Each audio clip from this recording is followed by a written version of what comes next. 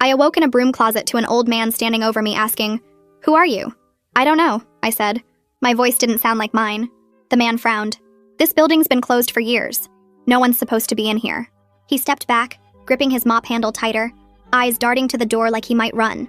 "I think I work here," I said automatically, though the words felt wrong. He shook his head. "They tore this place down after that girl went missing." My chest tightened. "What girl?" He didn't answer.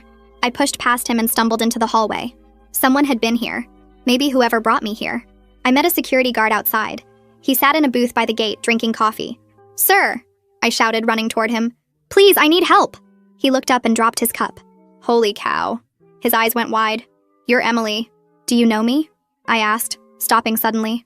He nodded slowly. "You disappeared 6 years ago. Everyone thought you were dead." I stared at him. "That can't be right." He swallowed. "They found your car by the river. Blood in it. Police said it was foul play." I stepped back, dizzy. "No, I woke up in the broom closet." He picked up his radio, then hesitated. "If you're who I think you are, people are gonna lose their minds." I turned and ran. I needed to see my mother. I found her address in a wallet left in the closet. Inside was a photo of me as a child, her handwriting on the back. When she opened the door, she froze. Her eyes filled with tears.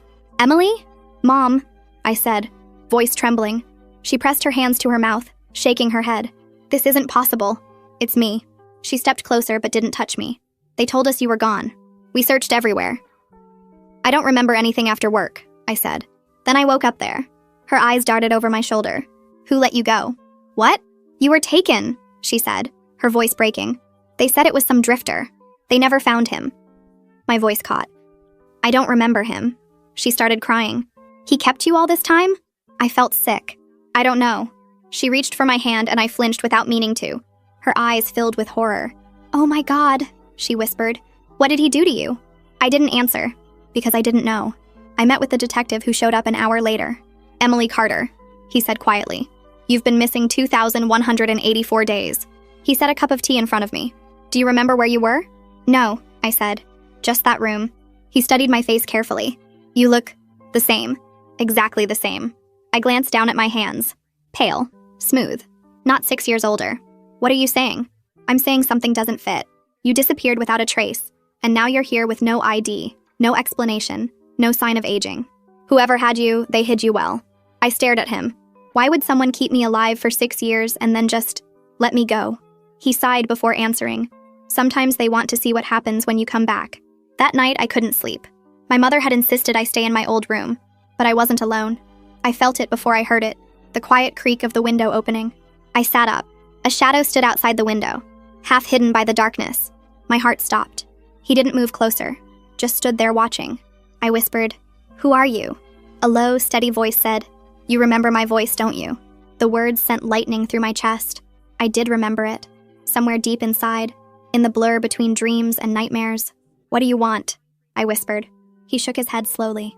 "You're free now." I swallowed hard. "Why? Why did you take me?" "You were lost," he said. "I just kept you." "Kept me?" He nodded. "You didn't fight. You stopped asking to leave. You smiled sometimes. You were quiet, safe." Tears stung my eyes. "You ruined my life." He blinked, almost confused. "No," I gave it back. He turned to go, melting into the dark. "Wait, Dad, is that you?" The figure froze for a second, then moved backward fast, swallowed by the darkness beyond the fence. I pressed my face against the glass, but he was gone. Just empty yard and shadows. My hands shook against the windowsill. The word hung in the air between us, that single word I didn't mean to say. Mom's footsteps pounded up the stairs. The door flew open and she stood there breathing hard, eyes wild as they swept the room. She saw me at the window, saw my face and rushed over. Her hands grabbed my shoulders and turned me around, checking for injuries or signs of struggle. She looked past me into the backyard, seeing nothing but darkness and the neighbor's fence. I opened my mouth to explain, but she was already at the window, yanking it shut and flipping the lock. The click echoed too loud in the quiet room. She tested it twice, pulling hard on the frame to make sure it held. Her hands wouldn't stop shaking. I tried to tell her what happened, about the figure and the voice and how I knew him somehow, but she cut me off. She said the window was locked when she went to bed, that she checked it herself like she always does. She said no one could have opened it from outside without breaking something. I sat on the bed wrapped in my old quilt while she moved through the house checking every window, every door, every possible entry point. I heard her downstairs testing locks, sliding chains into place, pushing furniture against doors. The house creaked and settled around us. When she came back, her face looked older somehow, more tired. She sat next to me and wrapped her arm around my shoulders, and I felt her whole body trembling. We stayed like that until the sky started turning gray with morning, neither of us sleeping, both of us listening for sounds that never came. The voice stayed in my head, though, low and steady, asking if I remembered. I did remember something. Not words or faces, but a feeling, like safety mixed with something darker I couldn't name. Harrison showed up before 8, earlier than normal visiting hours should allow. He had coffee stains on his shirt and circles under his eyes like he hadn't slept either. Mom let him in, and he sat across from me at the kitchen table, pulling out a small notebook and pen. His questions came different this time, careful and pointed. He asked if I'd been feeling confused lately, if I was having trouble separating dreams from reality. He asked if I'd experienced any hallucinations, or heard voices that weren't there. I could see it in his face, the way his eyes tracked my movements, how he wrote down everything I said. He thought I was losing it, that the trauma was making me see things that didn't exist. I tried to explain that the voice was real, that someone was actually at my window, but his expression stayed neutral and concerned. He asked about my mental state before I disappeared, if I'd ever had episodes or breaks from reality. Mom jumped in then, defensive, saying I'd always been completely stable and healthy. Harrison nodded and made more notes. I mentioned how the voice felt familiar, like I should know it even though I couldn't remember why. That made Harrison stop writing. He looked up at me with something new in his eyes, something closer to worry than suspicion. He leaned forward and asked if I remembered anyone from the past 6 years, any faces or names or places. The question hit me weird because I realized the answer was nothing. 6 years gone and not a single memory of who kept me or where I was. My mind was just blank space where those years should be. Harrison watched me process that, watched my face change as the reality sank in. He made a phone call right there at the table, speaking low to someone about trauma specialists and memory recovery. When he hung up, he said he was setting me up with a forensic psychologist, someone who works with people who've been through what I went through. The appointment was 2 days away, Thursday afternoon. 2 days felt impossible, like years stretching out when I needed answers now. Harrison left after making Mom promise to call if anything else happened, if I saw or heard anything unusual. The way he said it made clear he expected more hallucinations, not actual threats. After he left, I sat at the table staring at nothing while Mom cleaned up the coffee cups. The doorbell rang that afternoon and Mom answered it carefully, checking through the window first. Nadine stood on the porch holding flowers, her face already crumpling before the door fully opened. She was older than I remembered, lines around her eyes that weren't there before.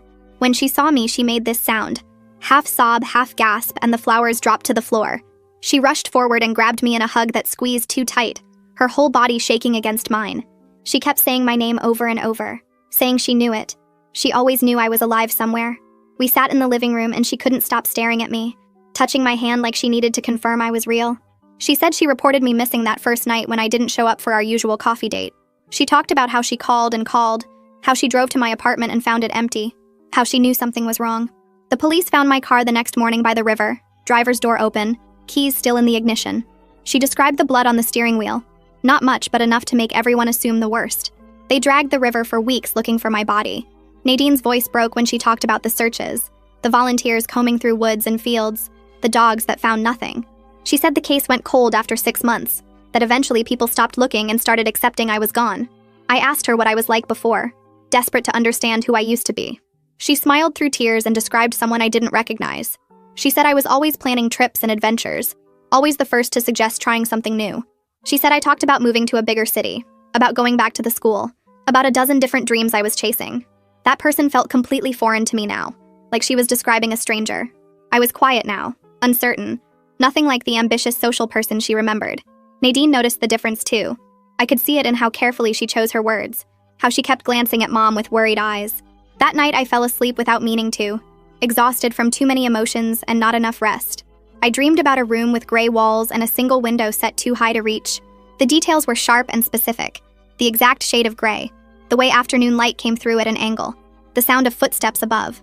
When I woke up, my heart was pounding and I couldn't tell if I'd remembered something real or if my brain was just filling in blanks with made-up images. The dream felt true, though, felt like memory rather than imagination, and that scared me more than not knowing. Mom brought breakfast on a tray the next morning, setting it down gently on the nightstand, like I might shatter if she moved too fast. She sat on the edge of the bed and asked if I remembered anything about my childhood, about growing up in this house. I did remember, clearly and completely. I remembered my room and the tree outside and family dinners and birthday parties. Those memories were intact and solid, nothing missing or confused about them. It was only the 6 years that were gone.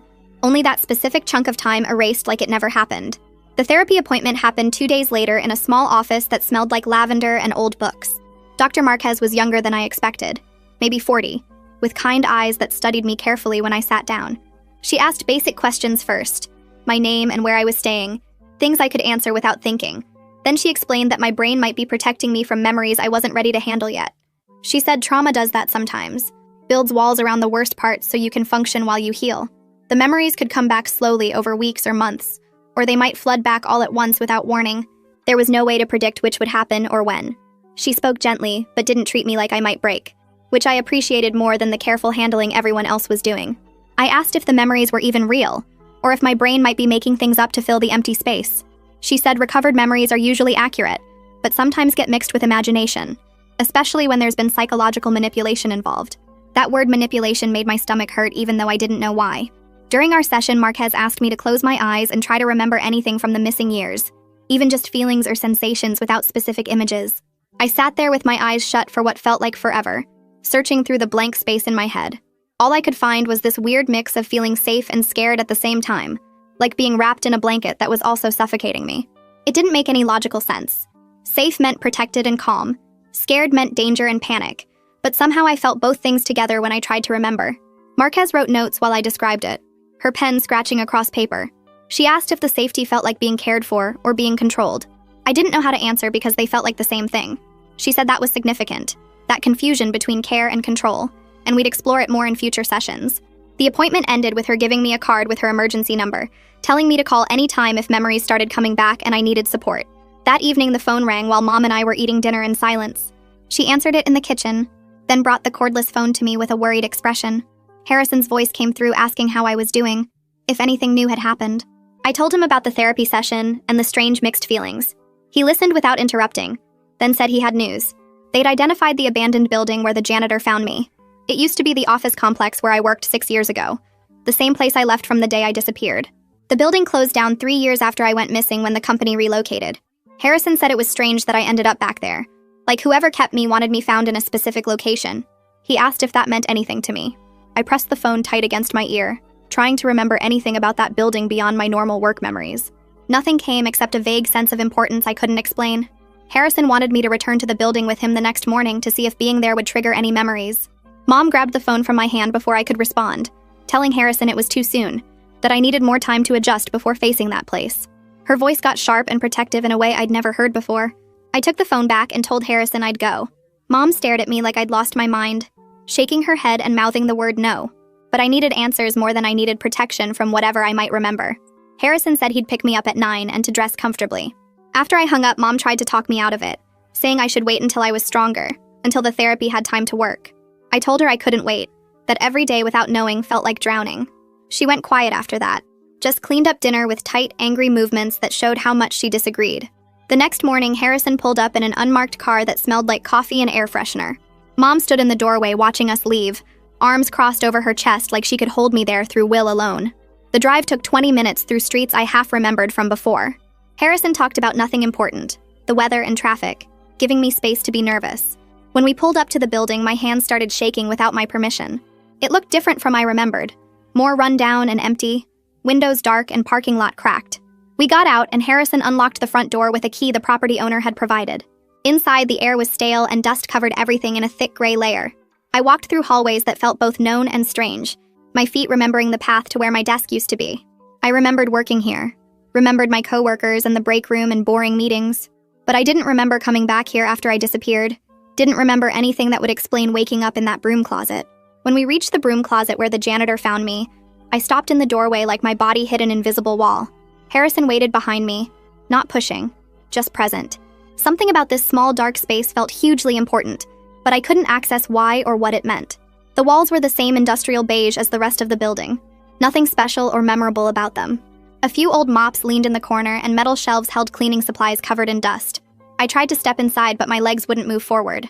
Harrison asked quietly if I was okay. I nodded even though I wasn't, forcing myself to take one step into the closet.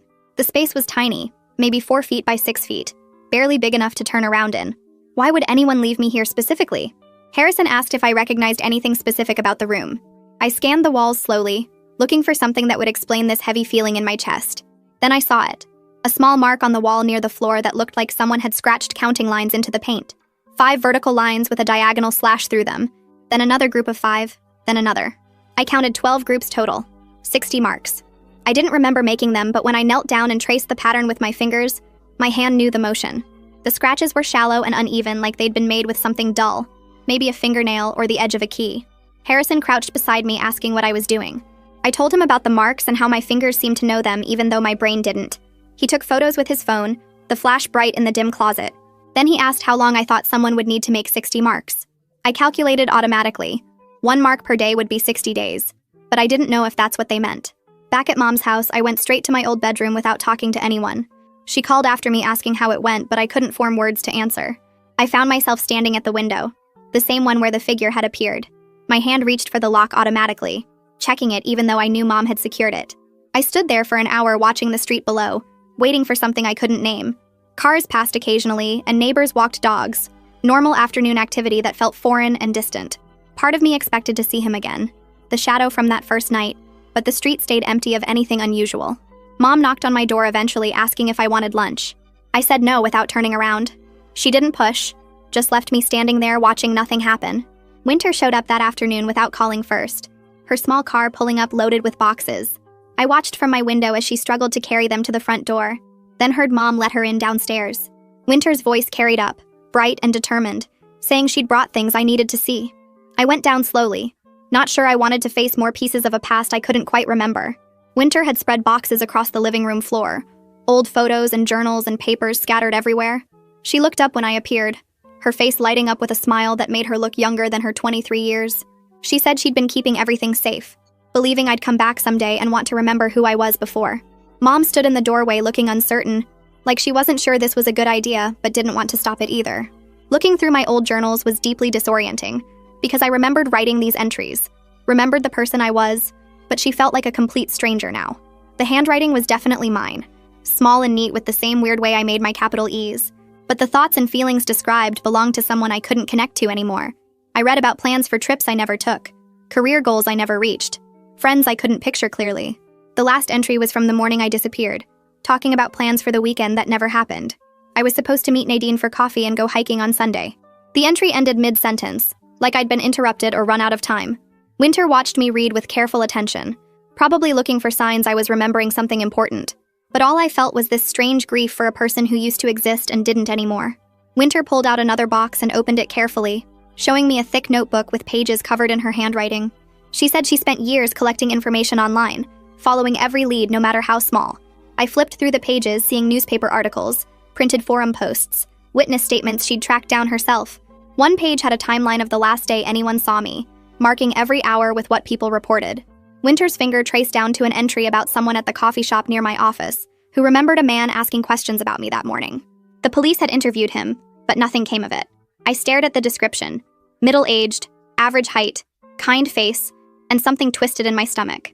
Winter asked if I recognized anything, and I shook my head even though that wasn't quite true. The words felt familiar in a way I couldn't explain, like hearing a song you know you've heard before but can't remember where. Winter showed me more notes about the man, how he'd been seen near the parking garage where I left my car. She'd spent hours trying to find security footage, but the building had been torn down years ago. I asked why she kept searching when everyone else gave up, and she said she just knew I was out there somewhere. Her certainty made my chest tight because I didn't know if I was worth all that faith. We went through more boxes until the sun started setting and Mom brought us dinner on paper plates. I couldn't eat much, my stomach too knotted up from all the information. Winter left around 8, hugging me tight and promising to come back tomorrow with more things she'd saved. After she drove away, I went upstairs to my old bedroom and sat on the bed staring at the window. The lock was still secure from when Mom checked it last night, but I felt exposed anyway, like someone was watching even though the street below was empty. I changed into pajamas Mom had bought me and turned off the lights, trying to sleep but knowing I wouldn't be able to. Around midnight I heard it, the soft scrape of the window opening. I sat up fast, my heart pounding but not entirely from fear. The shadow was back, standing in the yard below looking up at me. This time I didn't hesitate. I went to the window and pushed it open wider before he could disappear again. I asked who he was and what he wanted from me, my voice steadier than I felt. He stepped closer into the moonlight and I could see him clearly now. Roy Scruggs looked older than I expected, maybe late 50s, with gray hair and deep lines around his eyes. His expression seemed genuinely concerned as he asked if I was doing okay. He said coming back to the real world could be hard after being away so long. I should have screamed for Mom or grabbed my phone to call the police. Instead, I found myself leaning out the window asking him questions about where I'd been. He shook his head slowly and said I wasn't ready to know everything yet. The truth would come when I was strong enough to handle it. I asked what that meant, and he just looked at me with this sad patience like I was a child who didn't understand something important. Roy said he would answer one question tonight. Just one. So I needed to choose carefully. I thought about all the things I wanted to know. About the 6 missing years and the gray room and why I couldn't remember. Finally, I asked why he let me go. Roy's face changed. Something like surprise crossing it. He said he didn't let me go. That I left on my own when I was ready. That made no sense because I didn't remember leaving anywhere. Didn't remember making any choice at all. Before I could ask what he meant, Mom's voice called up the stairs asking who I was talking to. Roy stepped back into the shadows, and by the time I turned around, he was gone. I pulled the window closed and locked it just as Mom opened my bedroom door. She looked worried, asking if everything was okay.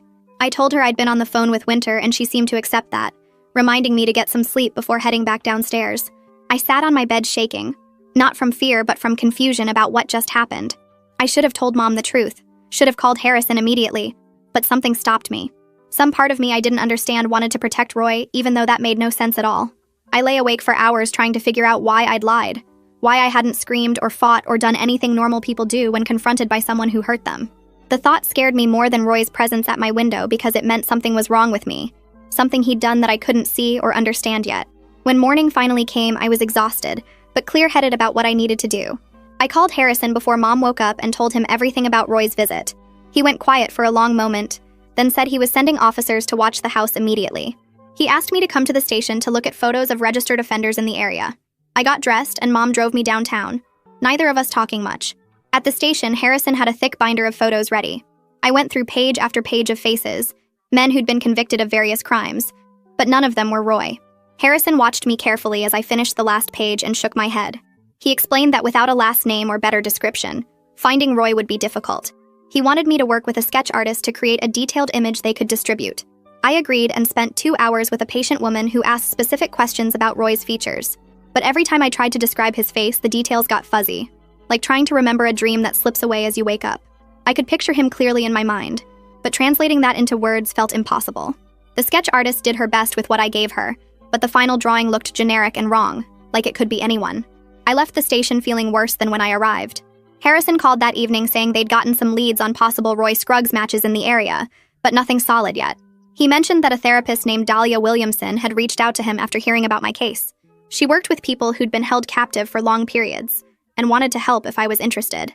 I told him I'd think about it, but honestly, the idea of talking to another stranger about things I couldn't even remember made me tired.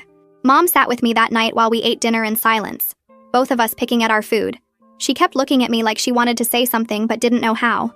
I went to bed early and stared at the ceiling for hours, my mind going in circles about Roy's face that I could picture clearly, but couldn't describe, about the 6 years I couldn't remember, about the person I used to be who felt like a complete stranger now.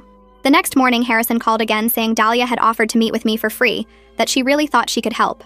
Something in his voice made me agree even though I didn't want to. Mom drove me to Dahlia's office 3 days later in a small building downtown. The waiting room had soft chairs and quiet music that was probably supposed to be calming, but just made me more nervous. When Dahlia came out to get me, she looked normal, maybe 40 years old with brown hair pulled back and kind eyes that didn't look at me like I was broken. Her office had a couch and some chairs, big windows with plants on the sill, nothing that felt clinical or scary. She asked me to sit wherever I felt comfortable, and I picked the chair farthest from the door without really thinking about it. Dahlia sat across from me with a notebook, but didn't write anything down yet. She started by asking simple questions about how I was sleeping and eating, whether I felt safe at my mother's house, if I was having any physical pain. I answered honestly that I couldn't sleep much, that food didn't taste right, that I felt safe but also strange being back. Then she asked the question I'd been dreading. She wanted to know how I felt about Roy, the man who took me. My throat got tight and I looked at the floor. I told her I didn't know how to feel about someone I couldn't remember. She nodded like she expected that answer and asked a different way. When I thought about him, when I pictured his face at my window, what did I feel? I sat there for a long time trying to find the right words. Finally, I admitted that part of me wasn't afraid of him, that seeing him had felt almost familiar in a way that didn't make sense. I waited for her to look shocked or concerned, but she just kept that same calm expression. She said that was actually pretty common in cases like mine. I asked what she meant by cases like mine, and she explained something called Stockholm Syndrome. It's when people who are held captive start to feel connected to their captors as a way to survive. She said our brains do it automatically to protect us, that it doesn't mean I'm broken, or that what happened was okay. Hearing her say it was common made something loosen in my chest that I didn't know was tight. We kept talking, and she asked me to try to remember anything at all from the past 6 years, even if it seemed small or unimportant. I closed my eyes and tried to push past the blank space in my head. Then suddenly I saw something. Just a flash, but clear. I was sitting at a small table eating dinner. Something with pasta, I think. And Roy was across from me asking about my day. Not demanding or angry, just asking like it was normal. Like we were roommates or friends. The memory felt so ordinary and domestic that it disturbed me more than if I'd remembered something violent or scary. I opened my eyes and told Dahlia what I'd seen. She leaned forward slightly and said that was really important. That my first recovered memory being of routine rather than trauma told her something significant. She thought my captivity might have been more about psychological control than physical violence. The idea made my stomach turn because it meant Roy had gotten inside my head in ways I still couldn't see or understand. Dahlia said we'd work through it together, that recovering memories would take time and we'd go at whatever pace felt right. I left her office feeling strange, like something had shifted, but I couldn't tell if it was good or bad. That night I dreamed about the gray room again, but this time I could see more details. There was a bookshelf against one wall filled with novels, their spines all different colors. A comfortable chair sat near the window with a reading lamp beside it. I could see a small kitchen area with a sink and a hot plate, a few dishes stacked neatly. The room looked less like a prison cell and more like a studio apartment, the kind of place someone might choose to live. When I woke up, I was crying without knowing why, tears running down my face and soaking into my pillow. Mom must have heard me because she came into my room and sat on the edge of my bed. She didn't ask questions, just pulled me against her and held me while I sobbed. I realized through the crying that I was grieving for something I couldn't even remember losing, mourning a life I'd lived that was completely gone from my mind. Mom stroked my hair and whispered that it was okay, that I was safe now, but her words felt hollow because I didn't feel safe at all. Winter showed up the next afternoon with a laptop and a determined expression. She said she wanted to show me something and pulled up news articles about my disappearance. The first ones were from 6 years ago with my photo everywhere, headlines about the missing woman whose car was found by the river. There were stories about search parties and press conferences where Mom stood at a microphone begging anyone with information to come forward. Winter scrolled through months of coverage, showing me how the story had been huge at first, but slowly faded as weeks passed without new leads. By the 6-month mark, there were only occasional updates, and after a year, the articles stopped completely. She showed me one piece from about 3 years ago, a Where Are They Now story about cold cases. One article caught my attention because it mentioned that police had initially suspected I might have run away on purpose. They'd found no sign of struggle at my car, and the blood turned out to be from a minor cut on my hand, not evidence of violence. The article said investigators had to consider the possibility that I'd left my old life behind voluntarily. Reading that made me feel sick because it suggested I'd chosen to disappear, that I'd abandoned my family without any explanation. Winter saw my face and quickly said the police had to look at every option, that it didn't mean they really believed it. She told me she never once thought I would leave without telling anyone, that she'd spent years trying to prove something bad had happened instead. Harrison called 2 days later saying an FBI agent wanted to talk to me. Louis Barnett specialized in long-term abduction cases, and he'd heard about mine through law enforcement channels. He was interested because most captives showed clear signs of aging and physical trauma, but I looked exactly the same as my missing person photos. Harrison said Barnett had worked cases where captors used unusual methods to keep their victims compliant, and he thought my situation fit that pattern. The interview happened at the police station the next morning. Barnett was maybe 50 with gray hair and tired eyes that studied me carefully when we shook hands. He sat across from me at a metal table and opened a thick folder full of notes. He asked about my physical condition first, whether I remembered any medical procedures or medications I might have been given. I told him I didn't remember anything like that, just waking up in the broom closet. He made notes and asked if I felt any pain anywhere, any old injuries that might have healed. I shook my head. He switched topics and asked about my emotional state during captivity, whether I felt afraid or safe or something else. I told him about the strange mix of feelings I couldn't explain, how part of me felt protected even though I knew something was wrong. He wrote that down and nodded like it made sense to him. Barnett explained that some captors don't use physical force to keep their victims from leaving. Instead, they use psychological conditioning techniques that break down a person's sense of self and rebuild it around dependency. He asked if I remembered anyone teaching me things or establishing rules I had to follow. As he said it, something clicked in my head. I saw Roy sitting across from me at that small table, speaking in his calm, steady voice. He was explaining that the outside world was dangerous and chaotic, full of people who would hurt me or use me. He said I was safer with him where nothing bad could touch me, where I could be quiet and peaceful. In that memory, I believed every word completely. My whole body felt the truth of it. I blinked and came back to the interview room. Barnett was watching me closely. I I told him about the memory, and he leaned forward slightly. He said that was exactly consistent with psychological grooming and isolation tactics. Captors who use these methods spend months or even years systematically breaking down their victim's sense of reality and rebuilding it around complete dependency on the captor. He believed Roy had done exactly that to me. The revelation made my stomach turn because it meant I'd been complicit in my own captivity. I'd stayed because he convinced me I wanted to, because he'd gotten so far inside my head that his voice became my own thoughts. Barnett said many survivors felt that way, but it was important to understand that conditioning removed real choice. When someone controls every aspect of your environment and information, they control your ability to make free decisions. I left the station feeling worse than when I'd arrived. That evening, I had another session with Dahlia and told her what Barnett had explained. She listened carefully and then said something that helped a little. She explained that grooming does exactly what its name suggests. It shapes and molds a person into what the groomer wants them to be. It wasn't my choice in any real sense because Roy had systematically removed my ability to choose. The person who stayed with him was created by isolation and manipulation, not by my actual wants or desires. She said understanding that was crucial to my recovery. Meanwhile, Harrison's team kept working the investigation. 3 days after my interview with Barnett, they found security footage from a gas station 3 blocks from my mother's house. The timestamp showed it was from the night Roy appeared at my window. They enhanced the image and finally had a clear photo of his face. Harrison called me to the station to confirm it was him. I looked at the screen and nodded. That was definitely Roy. The photo got distributed to every law enforcement agency in the state and released to local media with a request for anyone who recognized him to come forward. The response was faster than anyone expected. Within 4 hours, they got a call from a landlord who rented a rural property about 40 minutes outside the city. He said his tenant matched the photo exactly. A quiet man who paid rent on time and never caused problems. The landlord gave them the address. Police surrounded the property that evening with full tactical support. Harrison called to tell me they were going in. I sat on my mother's couch gripping my phone and waiting. An hour later, Harrison called back. Roy wasn't there. But what they found instead was the gray room from my dreams, exactly as I'd remembered it. One room in a small house with gray walls, a bookshelf full of novels, a comfortable chair by the window, a small kitchen area. And in a drawer, they found 6 years' worth of journals, all written in my handwriting. Harrison came to the house the next morning with some of the journals in evidence bags. He said I didn't have to read them, but they might help me remember. I took them to my room and opened the first one. The date on the first entry was 2 days after I disappeared. Reading them felt like watching someone else's life unfold on the pages. I wrote about daily routines, what books I was reading, conversations with Roy about philosophy and art. The tone was calm and content, like I was describing a peaceful retreat instead of captivity. One entry talked about how Roy brought me new art supplies, and I spent the afternoon painting. Another described making dinner together and discussing a documentary we'd watched. There was no fear in these pages, no desperation to escape, just ordinary life written in my own familiar handwriting. I kept reading through the journals and found an entry from 3 years into my captivity. The date at the top made my stomach turn because I remembered nothing from that time, yet there was my handwriting filling page after page. The entry described a conversation where Roy explained why he took me.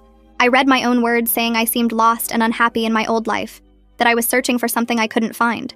Then the next line made me feel sick. I'd written that Roy was right, that I had been searching for purpose and he helped me find peace. I stared at those words for a long time, trying to understand how I could have written them.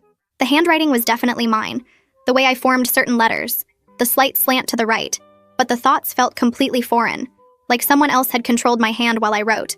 I wanted to throw the journals across the room or burn them, so no one would ever see what I'd written about my captor. My hands shook as I closed the notebook and pushed it away from me. I called Dahlia even though it was late because I couldn't be alone with what I'd just read. She came to my mother's house within an hour and sat with me while I showed her the entry. She read it carefully without any shock or judgment on her face. When she finished, she explained that the journals were important evidence of the psychological manipulation I'd gone through. The person who wrote those entries praising Roy was created by trauma and isolation, not by my real thoughts or feelings. Dahlia said reading them would be painful but necessary for understanding what happened to me. Over the following days, more memories started coming back in fragments and pieces. I remembered the gray room in more detail now. How Roy brought me books from the library and asked which ones I wanted to read next. He gave me art supplies and hung my paintings on the walls like they mattered. He asked my opinion about movies we watched together and current events he told me about. The memories showed him treating me like a partner in our strange little life, rather than a prisoner, and that realization made everything worse somehow. I remembered conversations where he asked about my day, even though we both knew I'd spent it in that one room. He cooked meals and we ate together at the small table, discussing the books I'd read or the art I'd made. In my memories, I smiled sometimes and laughed at things he said. I participated in the life he'd created for us like it was normal and acceptable. Another memory surfaced that made me understand how deep his manipulation went. I remembered the day Roy told me I could leave whenever I wanted, that the door wasn't locked and never had been. He said I was free to walk out anytime and return to my old life if that's what I chose. I remembered feeling complete terror at the thought of leaving that gray room. The outside world seemed huge and chaotic and dangerous compared to the quiet safety of the space he'd created. I remembered thinking about my old life, the job I didn't like, and the apartment that always felt empty, and convincing myself I was better off where I was. The memory of choosing to stay, of actively deciding not to leave, made me feel complicit in what happened to me. I met with Dahlia again and told her about remembering the unlocked door. She listened carefully, and then explained something that helped me understand. She said Roy's greatest manipulation was making me believe I chose to stay. He spent years isolating me from everything I knew, controlling all my information about the outside world, until his presence became my entire reality, and leaving felt impossible. The choice he offered wasn't real because he'd systematically removed my ability to make free decisions. Dahlia said understanding that difference was crucial for my recovery. Meanwhile, Barnett's team kept working on analyzing my journals and processing evidence from the property. 3 days after I read the disturbing entry, Barnett called Harrison with new information about Roy. They'd built a profile using my journals, property records, and background checks. Roy Scruggs was 58 years old with no criminal record of any kind. He'd worked as a licensed counselor for 20 years before retiring early at age 52, which was right around the time I disappeared. The counseling background explained everything about Roy's skill at psychological manipulation. Barnett told Harrison that Roy likely identified me as vulnerable and used therapeutic techniques twisted for control rather than healing. He would have known exactly how to break down my sense of self and rebuild it around complete dependence on him. The training that should have helped people instead became a weapon he used to keep me trapped. Winter called me that same evening with something she'd found while going through my old social media accounts. She'd been searching for any clues about the days before I disappeared and found a post from a week before it happened. I'd written about feeling stuck in my life and wanting to start over somewhere new. The post talked about being unhappy at work and wondering if there was more to life than what I was living. Winter said Roy must have seen it and identified me as a target, someone vulnerable enough to manipulate. The police finally got the break they needed when a motel manager 2 hours away recognized Roy's photo from the news. Officers surrounded the motel and found Roy in his room. He came with them willingly without any resistance or attempt to run. In his interview at the police station, Roy insisted he never hurt me. He said he gave me the peace and safety I was searching for, that he saw someone lost and helped them find their way. The detective conducting the interview asked him about taking me against my will, and Roy acted confused by the question. He said I chose to stay with him, that I was happier in the life we built together than I'd been before. Harrison called me to the station the next day and showed me the interview footage on a computer screen. Watching Roy sit calmly in that chair and explain his actions felt surreal and wrong. He genuinely believed he helped me, that taking me was an act of compassion rather than violence. His face showed no guilt or shame as he described the 6 years we spent together. He talked about me like I was a success story, someone he'd saved from an unhappy life. The detective asked if he understood that keeping someone against their will was a crime, and Roy said I wasn't kept against my will because the door was never locked. He said I chose to stay because I finally found the peace I'd been searching for, and he was proud to have given me that gift. Harrison played another part of the interview where Roy explained that he brought me back to the office building because that's where we first met, where he first saw me looking lost and unhappy. Roy said on the video that I was finally ready to rejoin the world after 6 years of healing and growth, that he was proud of how much I'd changed during our time together. The way he talked about it made it sound like I graduated from some kind of program instead of escaping captivity. Harrison stopped the video and told me the district attorney wanted to meet with me the next day to discuss the case. The DA's office was downtown in a tall building with security checkpoints. A woman named Jasmine Ching met me in a conference room and spread out copies of my journals across the table. She explained that prosecuting Roy would be harder than normal kidnapping cases because my journals and his statements suggested I wasn't physically kept against my will. The law required them to prove psychological pressure and control, which was trickier to show in court than locked doors or physical restraints. Jasmine said they needed my testimony to explain how Roy broke down my identity and rebuilt it around depending on him completely. She warned me it would be difficult to talk about publicly, but my words were the strongest evidence they had. 2 weeks later, I sat in a grand jury room with 23 strangers staring at me from tiered seats. The prosecutor asked me to describe my captivity, and I had to explain how Roy slowly cut me off from everything I knew until his world became my only world. I told them about the unlocked door I never tried to open, because leaving felt impossible and dangerous. I described how Roy used therapy techniques to make me question my own memories and desires, until I couldn't tell what I actually wanted anymore. Speaking these truths out loud to a room full of people were harder than anything I'd done since coming back. My voice shook and I had to stop several times to breathe, but I kept going because they needed to understand what psychological captivity meant. The grand jury took less than an hour to indict Roy on kidnapping and unlawful imprisonment charges. Jasmine called me that evening and said my testimony was strong and compelling. She explained that the journals actually helped prove manipulation instead of consent, because they showed the progression of how Roy changed my thinking over time. Reading my own words about feeling safe and cared for would help the jury understand how complete his control became. Nadine organized a small gathering at her house 3 days after the indictment with people from my old office. Walking into a room full of former coworkers felt strange because they all remembered the person I was before, and I was still trying to figure out who that was. They asked careful questions about how I was doing and shared stories about things we did together that I barely remembered. Everyone was kind, but I could see them studying my face and trying to find the Emily they knew in the person standing in front of them. I left after an hour because being around people who knew the old me made me feel like I was failing at being her.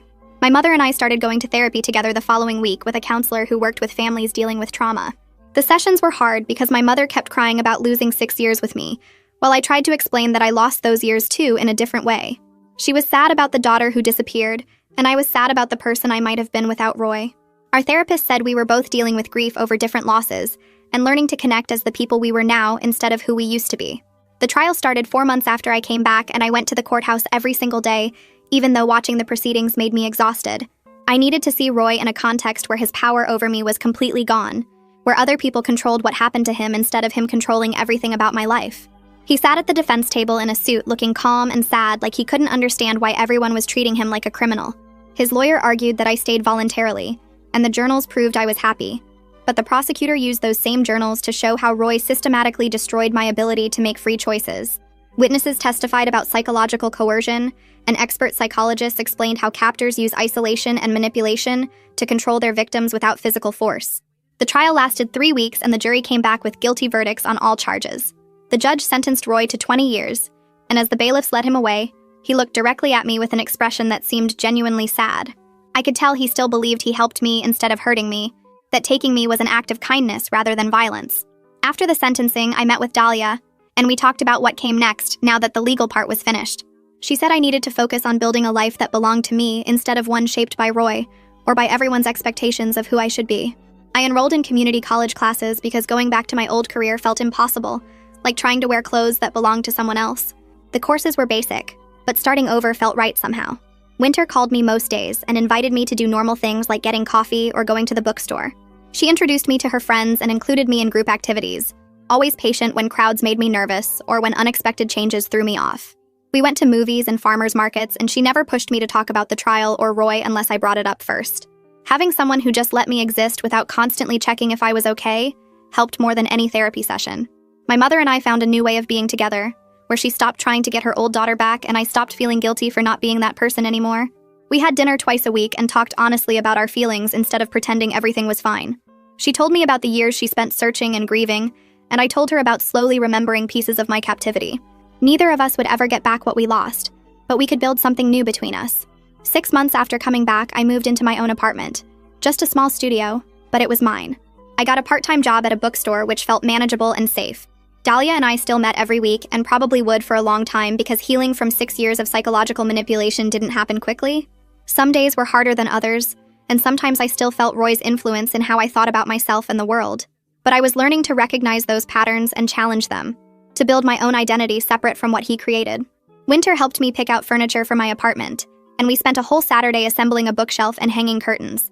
She made everything feel normal and possible instead of overwhelming and impossible. I was finally moving forward as myself, whoever that turned out to be, instead of as the person Roy made or the person everyone remembered. My mother stopped trying to get her old daughter back around the same time I stopped feeling guilty about not being that person anymore. We started having dinner at her house twice a week, usually Tuesdays and Fridays, and we talked about real things instead of pretending everything was fine. She told me about the support group she joined after I disappeared, about the other parents who lost children and never got them back. I told her about the things I remembered from captivity, the small details that came back in pieces. We both cried sometimes during these dinners, but it felt different from before, like we were sad together instead of sad at each other. She accepted that I moved differently now, talked differently, made choices she wouldn't have expected from the daughter she remembered. I accepted that she would always carry grief for the person I might have been without those 6 missing years, but we could still be something to each other, something real and honest even if it looked different from what we lost. 6 months after coming back, I signed the lease on a small studio apartment 3 blocks from the bookstore where I worked part-time. The apartment had one big room with a kitchen area in the corner and windows that looked out at a parking lot, but it was mine. Winter helped me pick out a bed and a table, and we spent a whole Saturday putting together a bookshelf and hanging cheap curtains. The bookstore job felt manageable because it was quiet and predictable, just shelving books and helping customers find things and running the register during slow afternoon shifts. I still met with Dahlia every Thursday, and probably would for years because 6 years of psychological manipulation didn't heal quickly or easily. Some days I felt almost normal, going to work and cooking dinner and texting Winter about nothing important.